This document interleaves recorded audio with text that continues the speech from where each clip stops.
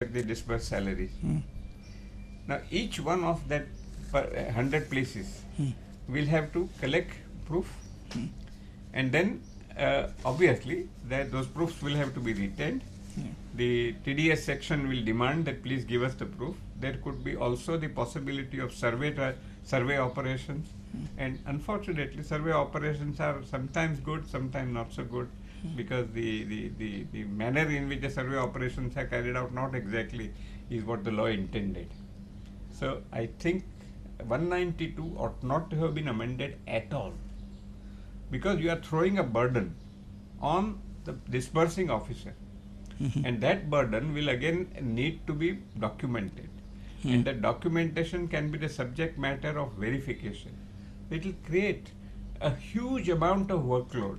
Yeah, you're creating jobs, but in the wrong area. Yeah, so I said that if the jobs are to be created, then I think I would endorse this amendment saying jobs are created.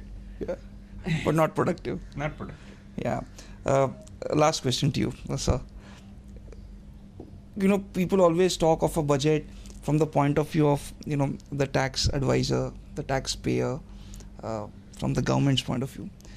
But I want to ask you, the amendments that have come through over the last few years, even this budget, over 75 amendments, what does it mean for tax professionals? What would you advise the young tax professionals or those in their mid-30s? What do these amendments mean for them? Yeah, I think there are two things which I would like to say. First of all, irrespective of what the tax representatives, accountants or lawyers or etc. Are saddled with responsibility, if it's a good amendment, I think they have to fall in line. So ultimately, the test is whether the amendment is good. I think the fact that something will be now required to be attested, because every time there is something, then they require a tax audit. Yeah. And I have said this publicly, the tax audit was intended to be a substitute for detailed scrutiny. In actual fact, what has happened is, the tax audit report is filed, but you receive once again a detailed inquiry from the tax department asking for all the questions, which delays the assessment, which adds to the cost of the representation, and ultimately it also leads to disputes. Yeah. So I think the responsibility of the chartered tax let's say tax accountants, etc., is purely from the point of view of the being a chartered accountant. I think it's a good, but again, these are not the jobs that I want to be created. The jobs to be created should be in production services.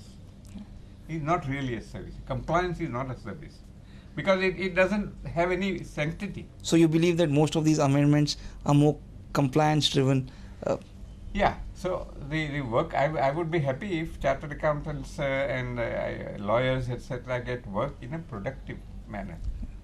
So I'm not very happy that now this will throw up some new areas of work for chartered accountants or lawyers. So finally, your rating for the budget on the tax proposal side, income tax proposal side, out of 10, how much would you rate? I would go beyond 5. That's quite harsh, sir.